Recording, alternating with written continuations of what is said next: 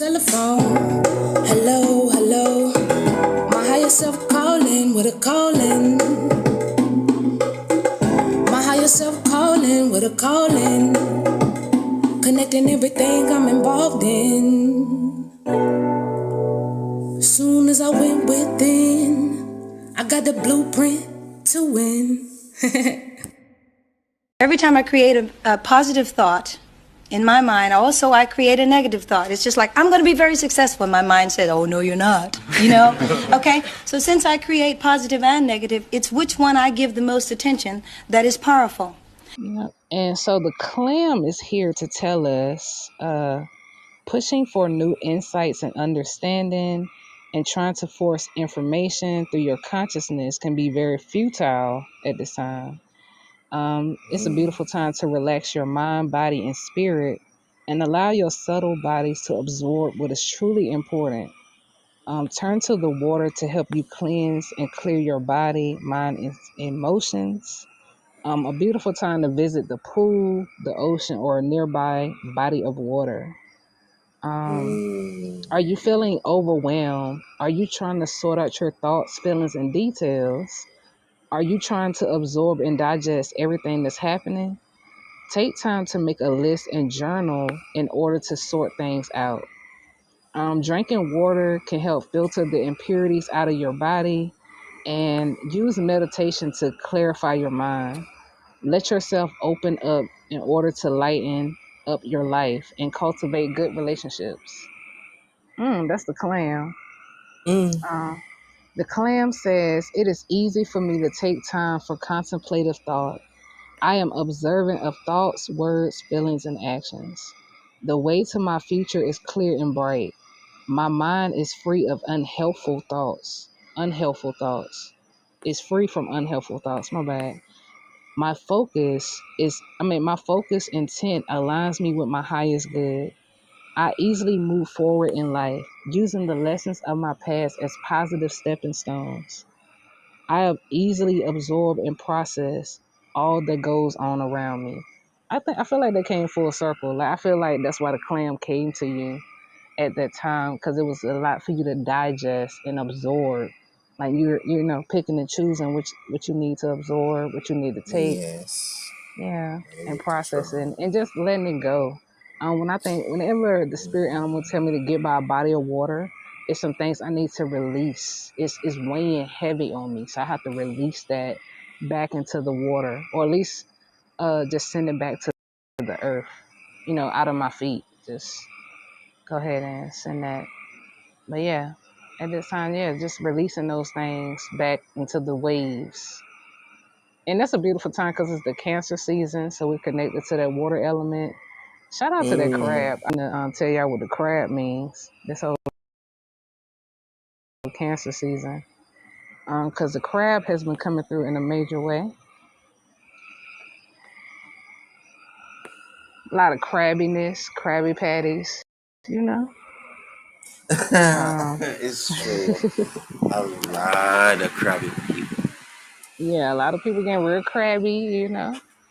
You see them a little, the lobsters even out, doing their thing. But yeah, just a lot of people getting crabby. I'm like, all right, cool. I'm gonna let you be over there. But also the crab is interesting too, because it clings onto things. It's hard for the crab. It's hard to make the crab let go unless it really want to let go or something. So just thinking like, how do you clench on the things, and what are you holding on to during this Cancer season? But yeah, I was like, that's powerful. The crab is here to say, yeah, that's another sensitive being as well, talking about the emotional balance. The crab is telling us to journal down our thoughts as well, just helping us sort out our feelings and emotional walls that we may have set up for protection. Because we're still, like a crab, we're still very guarded. We're still not sure of some things. So it's kind of like we're still on guard. Like, should I let my guard down? But, just picking and choosing, who to let that guard down around. But the crab overall message is telling us to balance your mind and your heart and your emotions. That's a beautiful thing. Yeah, Um, I see that. Another crab, yeah, the crab is also telling us to drink more water, just like the clam is. Like, how is our water intake? You know, it's been very hot here in the United States, so just staying hydrated. And then water Everybody's also telling. helps flush out those, flush out your body, cleansing your aura. So yeah, Mm. it's a beautiful thing. I'm sorry, I didn't mean to interrupt you. No, I was just being jovial.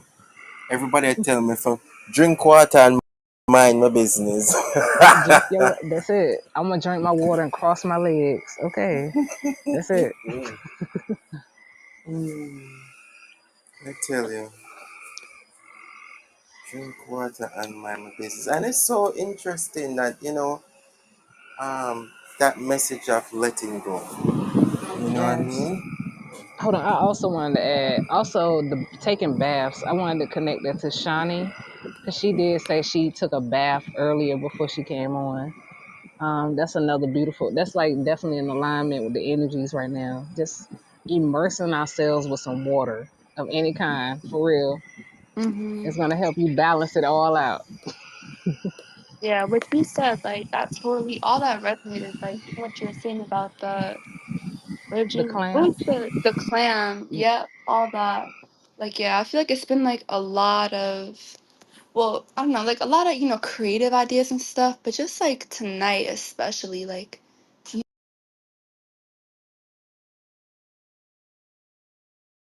tonight, I don't know, it was very like unexpected. But earlier tonight, like just some type of conversation came up and just a lot of like really like heavy emotions like I didn't realize I was still holding on to from the past, and like something like a little traumatic, something came up and I was like, oh damn. I got, like all that emotion, like just like crying and stuff, and I was like just letting it flow like without judging it. It was just like a lot, but I was like,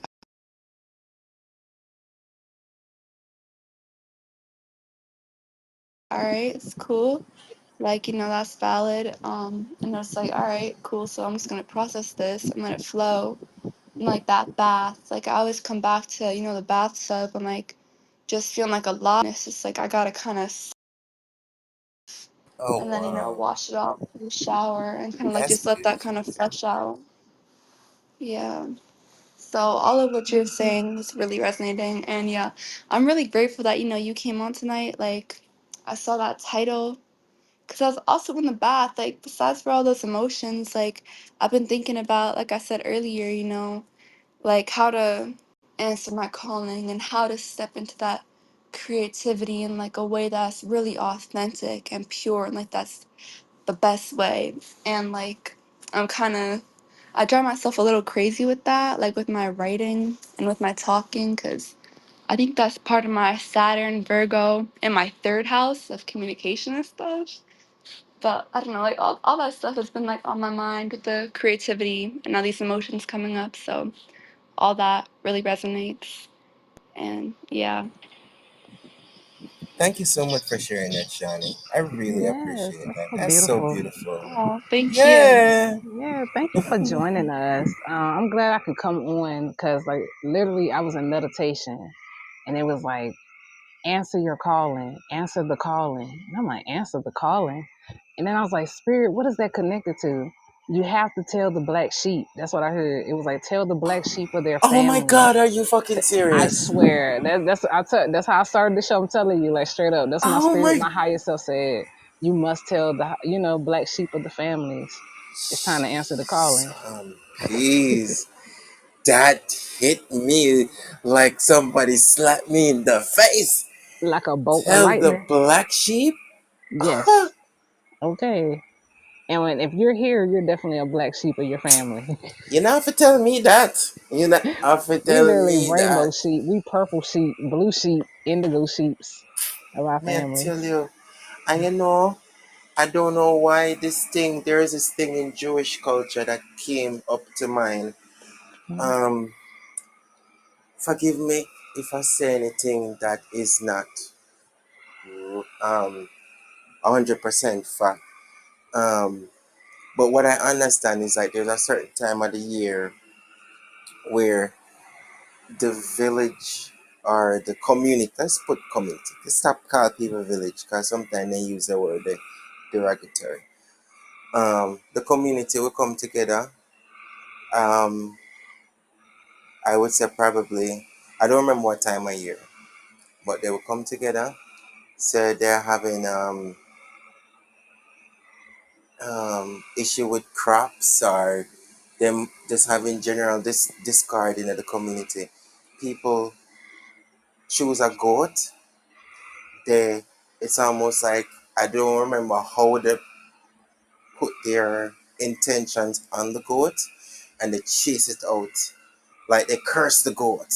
And they say Mm, it's almost like they're saying, you're this or you're that, and all the things they want to get out of their system. And they send it outside of the village and chase it out of the community.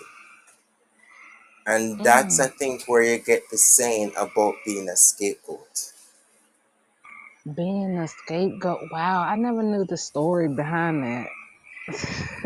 Yes, and what I'm going to do, since I'm bringing it up, I'm going to look it up again, do deeper dive, so I can speak with more authority and so. But it came up in my spirit, so I'm just sharing off the top of, just sharing from that space. Hmm. And yes, thank you very much, guys. It's like that whole thing of letting go again, because Yes. everybody in the village get to take. I keep saying village, sorry. Everyone in the community keep putting their intentions, all the things they want to get let go of. Everyone in the community get a chance to point their finger, and I think that setting that intention, it's a ritual in itself, and they let it go. It's like, yes, go off, and you know it's a ritual to me. So Yeah, That's so interesting. I don't think I ever heard of that. I mean, I'm Jewish, but I don't think I ever heard of that one. But I don't know if that's like maybe in some places they do it. Definitely not in like my community with the goat. Maybe in some areas, or is it like a thing that like they used to do? I don't know, but that sounds is a really thing that interesting. it's coming from like biblical days, kind of, where I heard that in the context of that story, Mm-hmm. it's like biblical kind of days, um time of Jesus kind of. So It's like I way back think they then. used it right. So it was because I tend to find myself watching YouTube videos about like who are the, like there was, oh my gosh, I can't remember the name of the Messines. I can't remember the Essenes, I think. Essenes. Like there is a particular group of people who they practice like almost like you have Islam and you have the Sufis, and the Sufis are more the mystical side of it. So it's almost like you would have Judaism, and what I understand, you have other persons who are more into the Kabbalistic Mm. side and understanding of things. So it was in those contexts I was looking at these different videos where they were talking about um like like different spells that they would use for birth, giving birth, for safe childbirth, and different practices that these people would do where it's magical.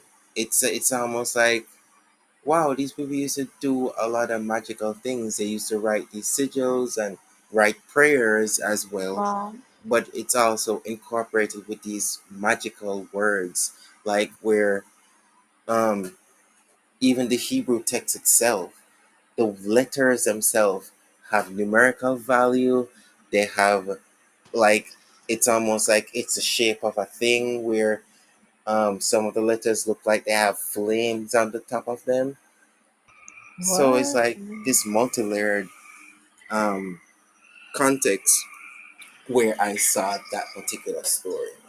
So that's Wow. why I was saying I need to do a deeper dive so that the next time, we come on and we do talk, if I do talk about it again, I can be like, hey, this is from so and so time, so and so BC, or CE, or and this particular group of people, because I think it was, I'm gonna do my research. Yeah, I'm gonna do I my research. remember it being an old saying when I was growing up, like, she trying to use her as a scapegoat or something. Like, I remember hearing people refer to the scapegoat, but I never knew the context of it.